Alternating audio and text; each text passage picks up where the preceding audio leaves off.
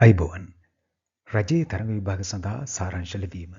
අපි සාරාංශ ලිවීමට ඉස්සෙල්ලා අපි සාරාංශයක අපි බලාපොරොත්තු වෙන දේ අපි මොකද්ද කරන්න ඕනේ කියන දේ පිළිබඳ අවබෝධයක් ලබාගෙන ප්‍රායෝගිකව එක සාරාංශයක් අපි ලියන්න බලමු.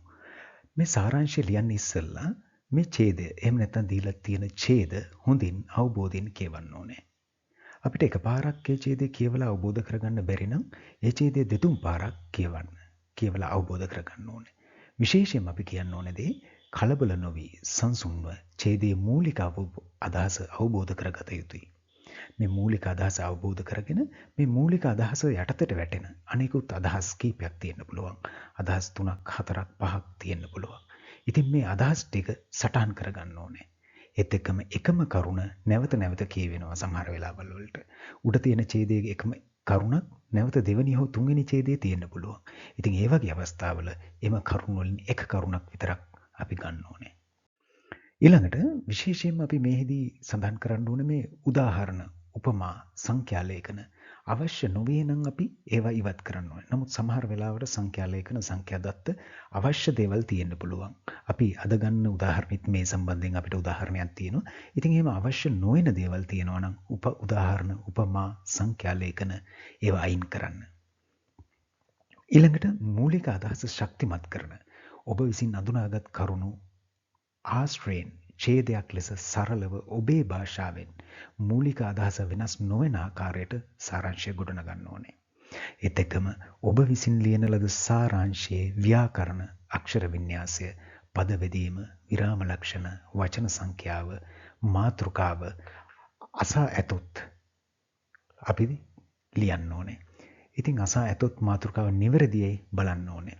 ඒත් එක්කම සාරාංශයේ නියමිත ආකෘතිය අනුව සාරාංශය ලියලා තියෙනවද කියන එක අපි බලන්න ඕනේ. අපි සාරාංශය ලියන්නේ එකම ඡේදයක් විදිහට. ඉතින් අපි මේ සාරාංශය ප්‍රායෝගිකව අපි මේ වීඩියෝ එකකින් අපි කතා කරනවා.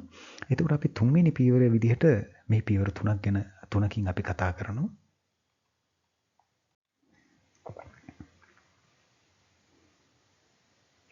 ඒත් එක්කම උදාහරණ, උපමා, සංඛ්‍යා ලේඛන අවශ්‍ය නොවේ නම් ඉවත් කරන්න ඕනේ. සමහර වෙලාවලට සංඛ්‍යා ලේඛන, සංඛ්‍යා දත්ත යම්කිසි ඉලක්කමක් අපිට අත්‍යවශ්‍ය වෙන්න පුළුවන්. එහෙම වුණොත් අපි ඒක අනිවාර්යයෙන්ම අපේ සාරාංශයට යොදා ගන්න ඕනේ. ඉතින් මෙන්න මේ කියන උදාහරණ, උපමා, සංඛ්‍යා ලේඛන අවශ්‍ය නොවේ නම් ඉවත් කරන්න ඕනේ. ඒත් එක්කම මූලික අදහස ශක්තිමත් කරන ඔබ විසින් හඳුනාගත් කරුණු ආශ්‍රයෙන් ඡේදයක් විදිහට සරලව ඔබේ භාෂාවෙන් මූලික අදහස වෙනස් නොවි සාරාංශය ගොඩනගන්න ඕනේ. ඒත් එක්කම විශේෂයෙන්ම මතක තියාගන්න ඕනේ සාරාංශයේ ව්‍යාකරණ, අක්ෂර වින්‍යාසය, පද බෙදීම, විරාම ලක්ෂණ, වචන සංඛ්‍යාව, මාතෘකාව අහලා තියෙනවා මාතෘකාව නිවැරදිද කියලා අනිවාර්යෙන්ම හොයලා බලන්න. ඒත් එක්කම සාරාංශයේ නියමිත ආකෘතියක් තියෙනවා. ඒ ආකෘතියට අනුව සාරාංශය ලියලා තියෙනවද කියලා බලන්න ඕනේ. ඒත් එක්කම අපි දැනගන්න ඕනේ මේ සාරාංශ අපි මුලින් පොඩි අඟලක් නැත්තම් පොඩි ප්‍රමාණයක් වචනයක ප්‍රමාණයක් ඇරලා සමහර විට ඡේද ලියනවා. එහෙම එකක් නෙවෙයි සාරාංශය කියන්නේ. සාරාංශය රූලේ මුල ඉඳලා ලියාගෙන යන්න ඕනේ. ඒත් එක්කම මේකේ ඡේද බෙදන්නේ නැහැ. ඒක නිසා සාරාංශය එකම ඡේදයක් විදිහට ලියන්න ඕනේ. ඒත් එක්කම ආකෘතියක් ලබා දීලා තියෙනවා නම් එම ආකෘතියට හිර වෙන්න ඕනේ නැහැ. මම ඒක කියන්නම් මොන අවස්ථාවලද ආකෘතියට හිර වෙන්නේ කියන එක. අන්න එහෙම ආකෘතියට හිර නොවි සාරාංශයක් ලියන්න අපි බලා ගන්න ඕනේ. ඒත් එක්කම වඩාත් වැදගත්ම දේ ඔබ විසින් ලියන ලද සාරාංශය නිසි පරිදි ගලා යාමක් සහිත එකක්දයි විමසා බලන්න ඕනේ. ඒ කියන්නේ අපි උඩ ඉඳලා පල්ලහැට කියවගෙන එනකොට කොහෙවත් හිර වෙන්නේ නැතුව එක දිගට ගලාගෙන යන ස්වරූපයෙන් ඒ සාරාංශය තියෙනවා නම් මම හිතන්නේ ඔබේ සාරාංශය සාර්ථකයි. ඉතින් මෙන්න මෙහෙම ප්‍රශ්නයක් ඇවිල්ලා තියෙනවා පහුගිය විභාගයක. මේකේ ප්‍රශ්නය අහලා තියෙන්නේ මෙන්න මෙහෙම. පහත දැක්වෙන පාඩය හොඳින් කියවා එහි වචන සංඛ්‍යාව 3න් 1ක් පමණ වනසේ සාරාංශ කොට ලියා යෝග්‍ය මාතෘකාවක්ද යොදන්න කියලා තියෙනවා. ඔබ යෙදූ වචන සංඛ්‍යාව සාරාංශයෙහි අග සටහන් කරන්න කියලා තියෙනවා. ඉතින් මෙතන තියෙනවා අපි මේ වචන සංඛ්‍යාව සම්පූර්ණ ඡේදයේ හෝ ඡේද දෙකේ හෝ ඡේද තුනේ හෝ දීලා තියෙන සම්පූර්ණ වචන සංඛ්‍යාවෙන් 3න් 1ක් පමණ වනසේ තමයි අපි සාරාංශය ලියන්න ඕනේ. ඒත් එක්කම අපි මාතෘකාවකුත් දාන්න ඕනේ. ඒත් එක්කම අපි වචන කීයක් සාරාංශයේ ලියලා තියෙනවද කියන එක සාරාංශයේ අග සටහන් කරන්න ඕනේ. ඉතින් මෙන්න මේ කාරණා තුන ඔළුවේ තියාගෙන අපි සාරාංශයට යමු. ඉතින් ඉස්සෙල්ලාම සාරාංශය ඔබ කියවිය යුතුයි. එකපාරක් බැරි නම් දෙතුන් පාරක් හෝ නැවත නැවත ඔබ කියවිය යුතුයි. ඉතින් මෙන්න මේ සාරාංශය මෙන්න මෙහෙම තියෙනවා. මෑත වර්ෂවලදී සේවා වියුක්ති අනුපාතිකය අකණ්ඩව පහළ බැසීමේ ප්‍රවණතාවක් පෙන්눔 කළ අතර ගෝලීය ආර්ථික පසුබෑමෙහි ප්‍රතිඵලයක් ලෙස වර්ෂය තුලදී එහි යලි වැඩවීමක් ඇතිවිය හැකි වුවද ගෝලීය ආර්ථිකය නැවත යථා තත්ත්වයට පත්වීම සහ එහි ප්‍රතිඵලයක් ලෙස දේශීය නිෂ්පාදිත වර්ධනය වීම මෙන්ම උතුරු නැගෙනහිර පළාත්වල නව ආර්ථික ක්‍රියාකාරකම් වර්ධනය වීම හේතු කොටගෙන මැදිකාලීනව එය නැවත යථා තත්ත්වයට පත්විය හැකිය. මූලික වශයෙන්ම රාජ්‍ය අංශයට සිදු කළ බඳවා ගැනීම සැලකිය යුතු ලෙස ඉහළ යාම, විදේශ සේවා නියුක්ති අවස්ථාවන් වර්ධනය වීම සහ දේශීය ආර්ථිකයේහි තිරසාර ප්‍රසාරණය හේතුවෙන් රටේ සේවා වියුක්ති අනුපාතකය දිගින් දිගටම පහළ වැටුණි. කෙසේ වෙතත් ශ්‍රී ලාංකික ශ්‍රමිකයන් බහුලව ඉල්ලුම් කරන රටවල් දැඩි ආර්ථික පසුබෑමකට ලක්ව තිබීම හමුවේ විදේශ සේවා නියුක්තිය සඳහා කෙරෙන ඉල්ලුමේ අඩුවීමත් ශ්‍රී ලාංකික නිෂ්පාදනවලට විදේශ වෙළඳපොළ තුලින් ඇතිවෙන ඉල්ලුමේ අඩුවීමත් සමග ඇතැම් රැකියාවලින් සේවකයන් ඉවත් කිරීම සිදුවිය හැකි අතර මේ නිසා විදේශීය සේවා නියුක්තියෙහි අඩුවීමක් සිදුවිය හැකිය. විදේශ සේවා නියුක්ති අවස්ථාවන් ඉහළ යාම සහ රාජ්‍ය අංශය සඳහා කෙරෙන බඳවා ගැනීම සැලකිය යුතු ප්‍රමාණයකින් ඉහළ යාම සමග 2007 වර්ෂයේදී 6% දක්වා පහත වැටුණු සේවා වියුක්ති අනුපාතිකය 2008 වර්ෂය තුලදී තවදුරටත් 5.2 දක්වා පහළ වැටුණි. ගෝලීය ආර්ථිකය නැවත යථා තත්ත්වයට පත්වීමත් සමග නුදුරු අනාගතයේදී දේශීය මෙන්ම විදේශීය වශයෙන්ද සේවා නියුක්ති අවස්ථාවන් රාශියක් බිහිවනු ඇති අතර විශාල වශයෙන් සේවා නියුක්ති අවස්ථාවන් පවතින අංශ සඳහා සේවා වියුක්තිකයන් පුහුණු කිරීම සහ නැවත පුහුණු කිරීම වර්තමානයේදී සිදු කිරීම වඩාත් විචක්ෂණශීලී වේ. මේ අතර දැනටමත් රාජ්‍ය සේවක අතිරික්තයකින් යුක්ත වීම සහ අයවැය වෙන් කිරීම වලින් සැලකිය යුතු ප්‍රමාණයක් මේ සඳහා අවශෝෂණය කර ගන්නා නිසා රාජ්‍ය අංශයට බඳවා ගැනීම සිදු කිරීමේදී රාජ්‍ය සේවය සඳහා අත්‍යවශ්‍ය සේවක සංඛ්‍යාව පිළිබඳ තක්සේරු කිරීමක් සිදු කර සීමා සහිතව බඳවා ගැනීම සිදු කිරීම අත්‍යවශ්‍ය වේ. ඉතින් මේ ඡේදය නැත්නම් මේ ඡේද දෙක එහෙම නැත්නම් ඔබට දීලා තියෙන සාරාංශයේ දීලා තියෙන ඡේද එකපාරක් කියවපුවාම සමහරට අවබෝධ කරගන්නේ නැති වෙයි. ඔබට අවබෝධ කර ගැනීමේ අපහසුතා තියෙන්න පුළුවන්. ඉතින් අපි බලමු මේ ඡේදයක් දුන්නාම ඒක නිවැරදිව කොහොමද අපි අවබෝධයෙන් කියවන්නේ, අවබෝධ කරගන්නේ කොහොමද කියන එක බලමු. ඉතින් මෙන්න මේ දීලා තියෙන ඡේදය මම මෙන්න මෙහෙම highlight කරලා තියෙනවා. විශේෂයෙන් පාටකින් ලකුණු කරලා තියෙනවා. මෙන්න මේක බලන්න. මෑත වර්ෂවලදී සේවා වියුක්ති අනුපාතිකය අකණ්ඩව පහළ බැසීමේ ප්‍රවණතාවයක් පෙන්눔 කළා කියලා තියෙනවා. ඉතින් මේ එකම පාටින් තියෙන්නේ එකම කරුණකට අදාළ එකම සංකල්පයක් එහෙම නැත්නම් එකම කරුණක් සම්බන්ධයෙන් කතා කරන වාක්‍ය ටිකක්. මේකේ බලමු සේවා වියුක්ති අනුපාතිකය අකණ්ඩව පහළ බැසීමේ ප්‍රවණතාවයක් පෙන්눔 කළා මෑත වර්ෂවල. ඊළඟට මෙන්න මෙතන කියනවා මූලික වශයෙන්ම රාජ්‍ය අංශයට සිදු කළ බඳවා ගැනීම සැලකිය යුතු ලෙස ඉහළ යාම, විදේශ සේවා නියුක්ති අවස්ථාවන් වර්ධනය වීම සහ දේශීය ආර්ථිකයෙහි තිරසාර ප්‍රසාරණය හේතුවෙන් රටේ සේවා වියුක්ති අනුපාතිකය දිගින් දිගටම පහළ වැටුණා කියලා තියෙනවා. මෙතන බලන්න ඕනේ මේ සේවා වියුක්තිය නැත්නම් සේවා වියුක්ති අනුපාතය කියලා කියන්නේ මොකක්ද? මෙතන අහන්නේ සේවා නියුක්තිය මෙතන කියන්නේ සේවා නියුක්ති අනුපාතිකය අකණ්ඩව පහළ බැසීමක් කියලා නෙවෙයි කියන්නේ. සේවා වියුක්තිය කියලා කියන්නේ. ඒ කියන්නේ රැකියා නැති අයගේ අනුපාතය ප්‍රතිශතය අකණ්ඩව පහළ බැසීමක් තියෙනවා. ඒ කියන්නේ රැකියා වෙළඳපොලේ රැකියා තියෙනවා. මිනිස්සු රැකියා නැතුව ඉන්නේ නැහැ කියන එකයි මෙතන කියන්නේ. සේවා වියුක්ති අනුපාතිකය අකණ්ඩව පහළ බැසීමේ ප්‍රවණතාවයක් පෙන්වන්න කළා කියනවා. ඒකට හේතු අපිට වාක්‍ය දෙකක් කරලා මෙන්න මේ කැලේ තියෙනවා. මූලික වශයෙන්ම රාජ්‍ය අංශයට සිදු කළ බඳවා ගැනීම සැලකිය යුතු ලෙස ඉහළ යාම. කියනවා රජයේ අංශයට රාජ්‍ය සේවයට කරපු බඳවා ගැනීම ඉහළ යාම. විදේශ සේවා නියුක්ති අවස්ථාවන් වර්ධනය වීම. ඒ කියන්නේ විදේශ රැකියා අවස්ථාවන් ලැබීම. සහ දේශීය ආර්ථිකයේ තිරසාර ප්‍රසාරණය හේතුවෙන් රටේ සේවා වියුක්ති අනුපාතිකය දිගින් දිගටම පල්ලෙහාට වැටෙනවා කියලා කියනවා. ඒ කියන්නේ රැකියා නොකරන පිරිස් වල ප්‍රතිශතයේ අනුපාතය ක්‍රමයෙන් දිගින් දිගටම පහුගිය මෑත වර්ෂවලදී අඩු වෙන්න හේතු කාරණා මෙන්න මේ ඡේදයෙන් මේ දෙවෙනියට කහපාට කරලා තියෙන ඡේදේ වාක්‍යවල කියලා තියෙනවා. ඊට පස්සේ මෙන්න මේකේ මෙහෙම කතාවක් තියෙනවා අවසානයේ විදේශ සේවා නියුක්ති අවස්ථාවන් ඉහළ යාම සහ රාජ්‍ය අංශය සඳහා කෙරෙන බඳවා ගැනීම සැලකිය යුතු ප්‍රමාණයකින් ඉහළ යාම සමග 2007 වර්ෂයේදී 6% දක්වා පහළ වැටුණු සේවා වියුක්ති අනුපාතිකය 2008 වර්ෂය තුලදී තවදුරටත් 5.2 දක්වා පල්ලෙහාට වැටුණා කියලා තියෙනවා.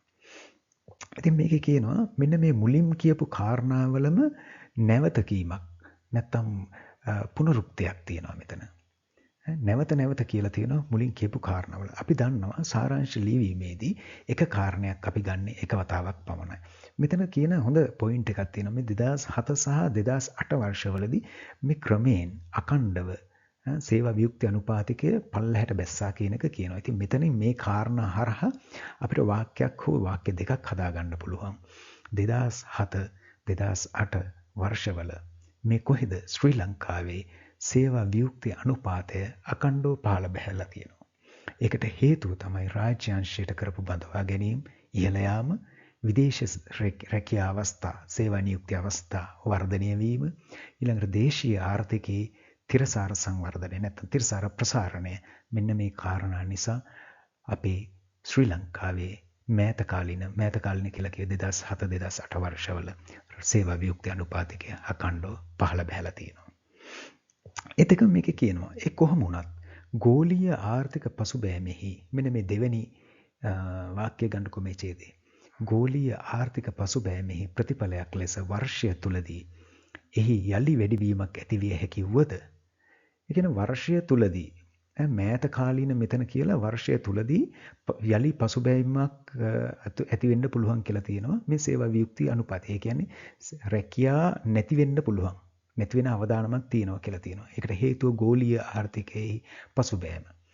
ඒත් එක මෙතන කියනවා කෙසේ වෙතත් ශ්‍රී ලාංකික ශ්‍රමිකයන් බහුලව ඉල්ලුම් කරන රටවල් දැඩි ආර්ථික පසුබෑමකට ලක්ව තිබීම හමුවේ විදේශ සේවා නියුක්තිය සඳහා කෙරෙන ඉල්ලුමේ අඩුවීමත් ශ්‍රී ලාංකික නිෂ්පාදනවලට විදේශ වෙළඳපොළ තුළින් ඇතිවන ඉල්ලුමේ අඩුවීමත් සමග ඇතැම් රැකියාවලින් සේවකයන් ඉවත් කිරීම සිදුවිය හැකි අතර මේ නිසා විදේශීය සේවා නියුක්තියේ අඩුවීමක් සිදුවිය හැකිය. මෙතන කියනවා තව මූලික කාරණාවක්. මෙහෙම මෑත කාලීන වර්ෂවල සේවා වියුක්ති අනුපාතිකයේ අකණ්ඩව පහළ බැස්සත් මේ අවුරුද්දේ මැද භාගය වෙනකොට යම්කිසි ප්‍රශ්නයක් ඇති වෙන්න පුළුවන්. රැකියා නැති වෙන්න පුළුවන්. නැතිවීමේ අවදානමක් තියෙන්න පුළුවන් කියලා කියනවා. ඒකට හේතුව තමයි ගෝලීය ආර්ථිකයේ පසුබෑම. මේ ගෝලීය ආර්ථිකයේ පසුබෑම නිසා ශ්‍රී ලංකාව විසින් ශ්‍රමිකයන් සපයන එහෙම නැත්නම් ශ්‍රී ලංකාවෙන් ශ්‍රමිකයන් බහුලව ඉල්ලුම් කරන රටවල් ආර්ථික අර්බුදවලට මුහුණ පාලා ඉන්නවා. ඒක නිසා ඔවුන් ශ්‍රමිකයන් ඉල්ලන්නේ නැහැ. ඒත් එක්කම ශ්‍රී ලංකාවේ නිෂ්පාදන වලට විදේශ වෙළඳපොළක් තියෙන විදේශ වෙළඳපොළ අඩු වෙනවා. ඒ නිසා ඒ රැකියාවලින් සේවකයන් ඉවත් කිරීමක් හෝ ඉවත් වීමක් සිදු වෙනවා. ඉතින් මේ නිසාත් විදේශ සේවා නියුක්තිය අඩු වෙන්න පුළුවන්. ඉතින් මෙන්න මේක තවත් කාරණයක් විදියට අපිට ගන්න පුළුවන්. ඒත් එක්කම මේ නිල් පාට highlight කරලා තියෙන එක බැලුවොත් ගෝලීය ආර්ථිකය නැවත යථා තත්ත්වයට පත්වීම සහ එහි ප්‍රතිඵලයක් ලෙස දේශීය නිෂ්පාදිත වර්ධනය වීම මෙන්ම උතුරු නැගෙනහිර පළාත්වල නව ආර්ථික ක්‍රියාකාරකම් වර්ධනය වීම හේතු කොටගෙන මැදි කාලීනව එය නැවත යථා තත්ත්වයට පත්විය හැකිය කියලා කියනවා. මේකෙන් කියන්නේ රටේ මැදි කාලීනව ඒ කියන්නේ වර්ෂයේ මැද කාලයේ වර්ෂයේ දැන් අපි මුල් මාස 6න් පස්සේ වගේ මැදි කාලයේදී මේ ගෝලීය ආර්ථිකය නැවත යථා තත්ත්වයට පත්වීම හරහා දේශීය නිෂ්පාදන වර්ධනය වෙන්න පුළුවන්. නේ ඒත් එක්කම රැකියා අවස්ථා එන්න පුළුවන්. ආර්ථික වර්ධනය හේතුවෙන් උතුරු නැගෙනහිර පළාත්වල ආර්ථික ක්‍රියාකාරකම් වර්ධනය වීම හේතුවෙන් නැවතත් මේ තත්ත්වයේ යථා තත්ත්වයට පත් වෙන්න පුළුවන් කියලා මේකෙන් කියනවා. ඉතින් ඔබට මේ ඡේදයක් කොහොමද අවබෝධයෙන් කියවන්නේ කියන එක සම්බන්ධයෙන් යම්කිසි මූලික අදහසක් ලැබෙන්නේ නැති. ඉතින් ඊළඟ ස්ලයිඩ් එකකිනුත් අපි කතා කරනවා මේක තවදුරටත්. මේකේ විශේෂයෙන්ම අපි දැනගන්න ඕනේ නැවත නැවත අපි කියලා තියෙනවා නම් එකම කරුණ නැවත වෙනත් තැනක කියලා තියෙනවා නම් ඒ කරුණු දෙකෙන් එකක් විතරයි අපි ගන්නෙ. ඒත් එකම වාක්‍ය දෙකක් එකතු කරලා අපිට ලියන්න පුළුවන් නම් ඒක ඒ වාක්‍ය දෙක එකතු කරලා කෙටි කරලා අපි ලියනවා.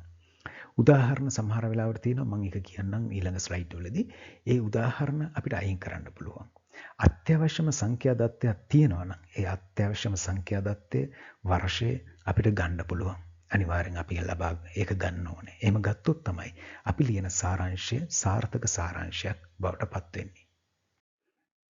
ඉතින් මෙන්න මේකේ සාරාංශය ඉතුරු කොටස ගෝලීය ආර්ථිකය නැවත යථා තත්ත්වයට පැමිණීමත් සමග නුදුරු අනාගතයේදී දේශීය මෙන්ම විදේශීය වශයෙන්ද සේවා නියුක්ති අවස්ථාවන් රාශියක් බිහිවනු ඇති අතර විශාල වශයෙන් සේවා නියුක්ති අවස්ථාවන් පවතින අංශ සඳහා සේවා වියුක්තිකයන් පුහුණු කිරීම සහ නැවත පුහුණු කිරීම වර්තමානයේදී සිදු කිරීම වඩාත් විචක්ෂණශීලී වේ.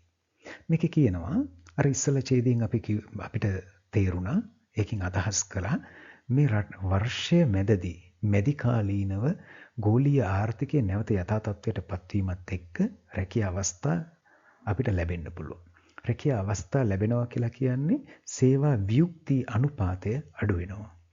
ඉතින් ඒක නිසා මෙන්න මේකේ තව කාරණයක් කියනවා මේ ගෝලීය ආර්ථිකය නැවත යථා තත්ත්වයට පත් වුවහොත් නැත්නම් පත් වුණන් පස්සේ නුදුරු අනාගතයේදී දේශීය මෙන්ම විදේශීය සේවා නියුක්ති අවස්ථා රාශියක් බිහි වෙනවා.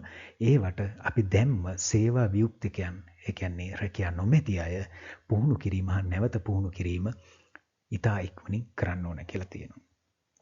ඒත් එක්කම අවසානයේට විශේෂයෙන් කරුණක් කියනවා මේ අතර දැනටමත් රාජ්‍ය සේවක අතිරික්තයකින් යුක්ත වීම සහ අයවැය වෙන් කිරීම වලින් සැලකිය යුතු ප්‍රමාණයක් මේ සඳහා අවශෝෂණය කර ගන්නා නිසා රාජ්‍ය අංශයට බඳවා ගැනීම සිදු කිරීමේදී රාජ්‍ය සේවය සඳහා අත්‍යවශ්‍ය සේවක සංඛ්‍යාව පිළිබඳ තක්සේරු කිරීමක් සිදු කර සීමා සහිතව බඳවා ගැනීම සිදු කිරීම අත්‍යවශ්‍ය වේ කියලා. ඒ කියන්නේ මේකෙන් අදහස් කරන්නේ රාජ්‍ය සේවයේ අතිරික්තයක් තියෙනවා. සේවක අතිරික්තයක් ඉන්නවා. ඒත් එක්කම අයවැය වෙන් කිරීම වලින් ඒ කියන්නේ විශාල වැයබරක් දරන්න වෙනවා. ඒක නිසා රාජ්‍ය සේවයට බඳවා ගැනීමේදී අත්‍යවශ්‍යම අය විතරක් බඳවා ගන්න ඕනේ. සීමා සහිත බඳවා ගැනීමක් කරන්න ඕනේ. අත්‍යවශ්‍ය සේවක සංඛ්‍යාව පිළිබඳ තක්සේරු කිරීමකින් බඳවා ගන්න ඕනේ කියලා කියනවා. ඉතින් මෙන්න මෙහෙම අපේ ඡේදය අවබෝධයෙන් යුතුව කියවුවොත් අපි අයින් කරන්න ඕනේ මොනවද? ගන්න ඕනේ මොනවද? මොන අදහසින්ද මේක ලියලා තියෙන්නේ? එතකොට අපි මේ අදහස කොහොමද සාරාංශකරණයට ලබා ගන්න ඕනේ කියන එක සම්බන්ධයෙන් අවබෝධයෙන් යුතුව කියවුවොත් ඔබට සාර්ථක සාරාංශයක් ගොඩනගා ගන්න පුළුවන් වෙයි. ඉතින් පළවෙනි පියවර අපි අවබෝධයෙන් යුතුව සාරාංශය කියවුවා. ඒකේ ප්‍රධානම කරුණු ටික අපි මෙන්න මේ විදිහට වාක්‍ය විදිහට සටහන් කරගන්න ඕනේ. මෙන්න මෙහෙම අපි සටහන් කරගෙන තියෙනවා වාක්‍ය විදිහට ශ්‍රී ලංකාවේ සේවා වියුක්ති අනුපාතයේ අඩුවීම 2007-2008 වර්ෂවල දැකිය හැකිය. මෙන්න ඡේදයේ තිබ්බ කාරණයක්. ඊළඟට කියනවා රාජ්‍ය සේවයේ නවපත්වීම විදේශ රැකියා අවස්ථා වැඩිවීම දේශීය ආර්ථිකයේ වර්ධනය මේ සඳහා හේතු විය. ඒ කියන්නේ සේවා වියුක්ති අනුපාතයේ අඩුවීමට මෙන්න මේ කාරණා හේතු වුණා. නමුත් මෙම තත්ත්වය වෙනස් විය හැකිය. එයට හේතුව ගෝලීය ආර්ථිකයේ පසුබෑම වේ. ගෝලීය ආර්ථිකයේ පසුබෑම නිසා විදේශ රැකියා හිමිවීමත් මෙරට අපනයන සඳහා ඉල්ලුම අඩුවීම හරහා එම කර්මාන්තවල සේවකයන් ඉවත් වීමත් දැකගත හැකි වනු ඇත. ඊළඟට කෙසේ නමුත් 2009 මැද භාගය වන විට ගෝලීය ආර්ථිකයේ යථා තත්ත්වයට පත්වීම හරහා දේශීය මෙන්ම විදේශීය රැකියා අවස්ථාද ඇතිවනු ඇත.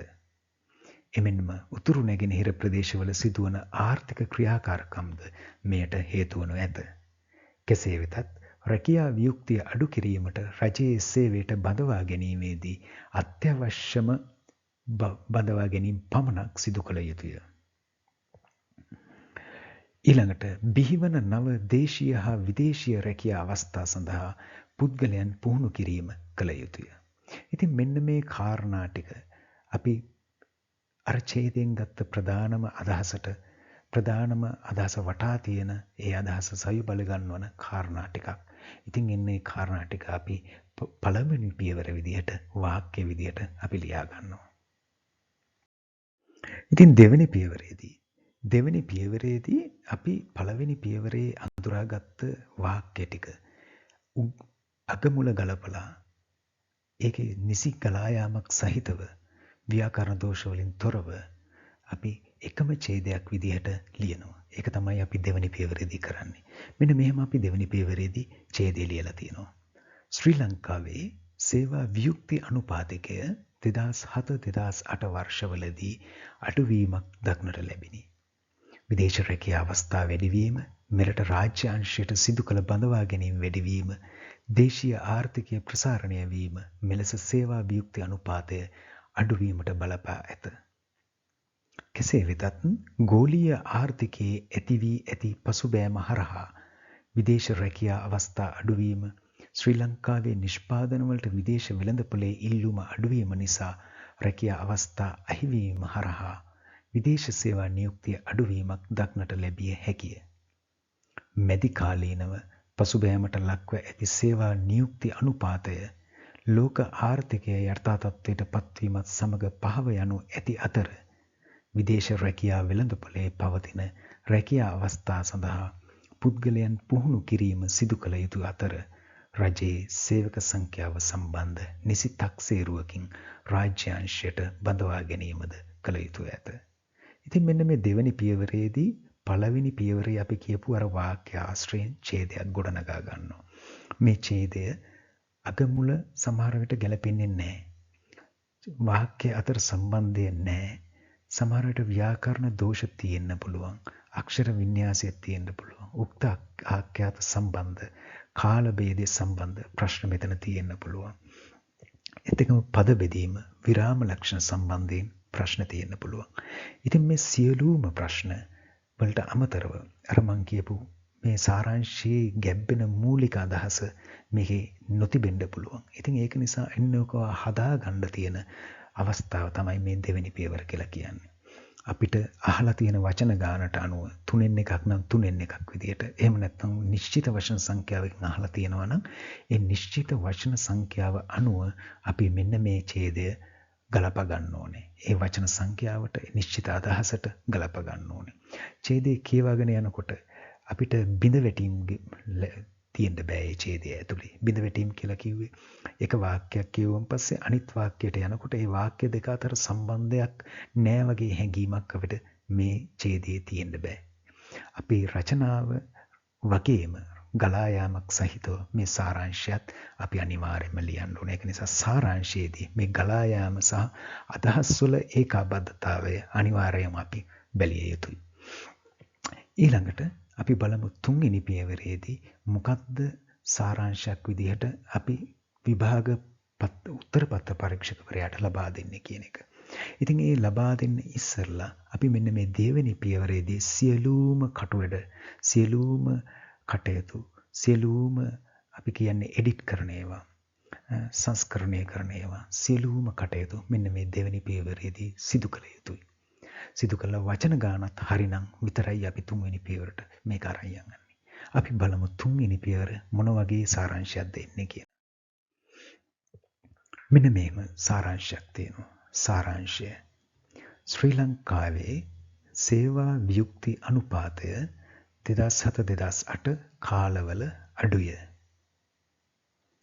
විදේශ රැකියා අවස්ථා රාජ්‍ය සේවයේ නව බඳවා ගැනීම ආර්ථික කටයුතු උතුරු නැගෙනහිර ප්‍රදේශවලට පැතිරීම හරහා රැකියා අවස්ථා දෙස් විදෙස් වශයෙන් නිර්මාණය වීම මෙයට හේතුවයි. නමුත් ගෝලීය ආර්ථික අර්බුදය හේතුවෙන් දේශීය හා විදේශීය රැකියා අවස්ථා අහිමි වීම නිසා 2009 වසර මැද වන විට සේවා වියුක්ති අනුපාතය වැඩි විය හැකිය. එසේ වුවත් වසර මැද ගෝලීය ආර්ථිකය යථා තත්ත්වයට පත්වීම මත නව රැකියා අවස්ථා නිර්මාණය විය හැකි අතර ඒ සඳහා රැකියා විරහිත අයට කඩිනම් පුහුණුව ලබා දිය යුතුය. එනමුත් රාජ්‍ය අංශයේ බඳවා ගැනීම අත්‍යවශ්‍යම ඒවා පමණක් විය යුතුය. ඉතින් සාරාංශය අපි අර දෙවනි ඡේදයේ අපි කතා කරපු දේවල් පදනම් කරගෙන අපේ ව්‍යාකරණ දොස් හදලා පද බෙදීම් හදලා නිසි පරිදි සාරාංශයක් අවසාන උත්තර පත්‍ර පරීක්ෂකවරයාගේ ඇගීමට අපි ලබා දෙනවා. ඉතින් මේකේ මාතෘකාවකුත් අපි යොදනවා ශ්‍රී ලංකාවේ සේවා වියුක්ති අනුපාතයේ වෙනස්කම් කියලා. ඉතින් අපිට මීට වඩා පුළුල් මාතෘකාවක් දාන්න පුළුවන්. නමුත් අපි වචන සංඛ්‍යාව සලකිල්ලට ගන්න ඕනේ. මේ වචන සංඛ්‍යාව සාරාංශයට එකතු නොවුනත් සාමාන්‍ය මාතෘකාවක වචන 6ක් 7ක් ඇතුළත ඊට අඩුවෙන් අපි වචන සංඛ්‍යාවකින් මාතෘකාව යොදන්න ඕනේ.